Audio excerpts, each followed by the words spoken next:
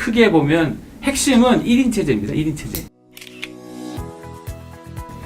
1인 체제가 뭐 예를 들어서 1인 가구가 늘어나는 것하고 관련이 있지만 1인 가구가 증가하는 것이 큰 트렌드라는 이 얘기는 아니에요.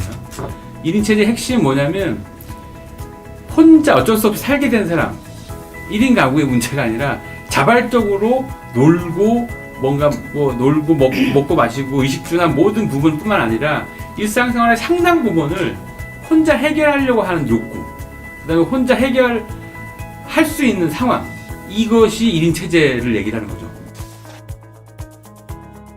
왜 마트에 가거나 백화점에 가면 1인 가구용, 소포장용 이렇게 많은데 제가 그걸 사요. 저는 1인 가구가 아니에요. 거기서 사실 질문이 생겼거든요. 나는 1인 가구가 아닌데 소비자는 저예요. 저 같은 사람이 사는 거죠. 보면은 4인 가구를 하더라도 내가 먹을 건 내가 사는 거예요.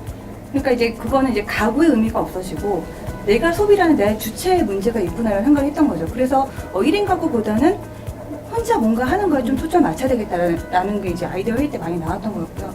그래서 뭐 볶음밥을 하나 먹어도 이게 소포장은 나오잖아요. 근데 그게 1인 가구를 위해서 나와요. 광고를 다 그렇게 해요.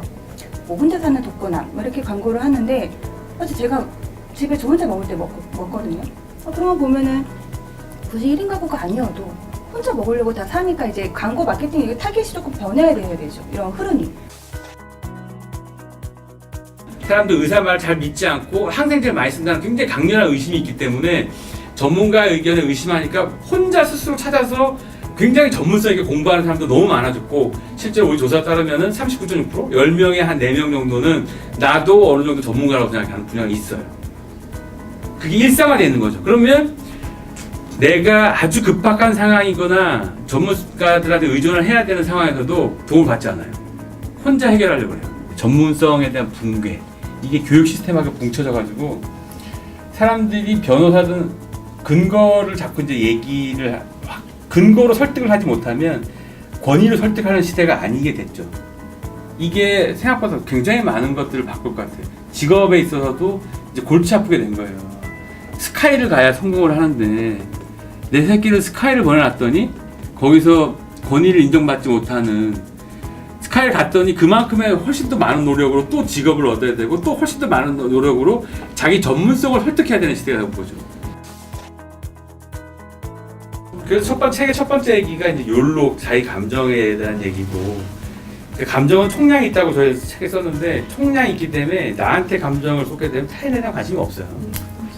그걸 막 나눠줄 수도 없고, 그게 배려가 없는 거랑 다른 차원이에요. 욜로라는 단어 자체도 네. 다른 사람의 평가가 반영되어 있는 단어죠, 사실은. 내가 나이 좋다고 돈 쓰는데 내가 무조건 나 욜로야라고 어필을 하는 건 그걸 타인이 인정해주는 욕구가 반영됐기 때문이라고 보여지거든요. 그러니까 이제 현재 돈이 없죠. 돈이 없는데 그냥 써버리는 거예요. 근데 그 써버리는 소비의 원천도 타인이 좀 봐서 인정해줄 수 있는 걸로 소비를 하는 거죠.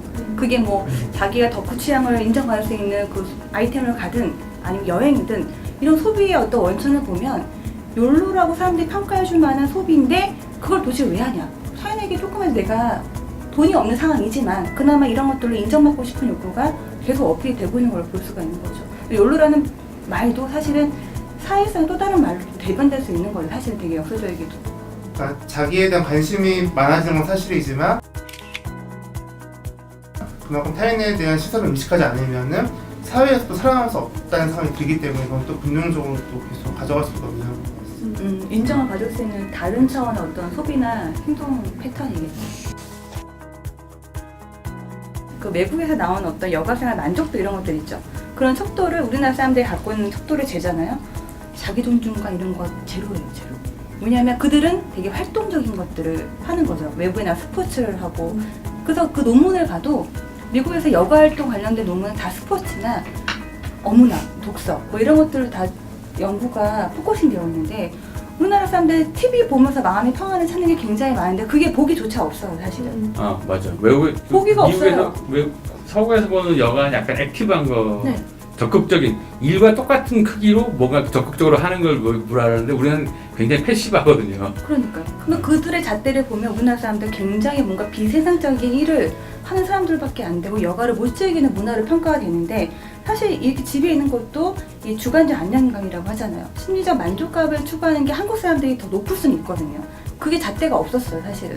그래서 처음에 그걸로 의미가 부여게 됐었는데 그게 점점점 유치원들이 더 심해졌죠. 집에서 있는 것들이. 근데 이게 어떻게 보면은 타인에 대한 시선에 대한 어떤 부담스러움, 뭐 어려움 이런 것들이 집에 혼자 있으면 그나마 해소가 되는 부분이 있으니까.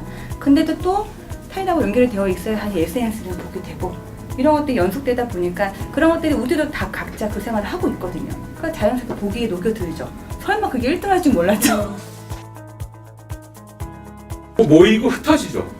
근데 예전에는 모였으면 자 이제 끝났는데 또 뭘 하지? 뭐 했는데 고민 안 해요. 그냥 딱 흩어져요. 이슈 중심으로 모였다가 예를 들어서 친목도모가 쫙 떨어졌는데 한 8년 전에 저희가 그랬더니 인터넷 커뮤니티 모일 때 1등 이유가 친목도모거든요. 그게 계속 떨어졌다가 지금은 친목도모로 모이지 않습니다.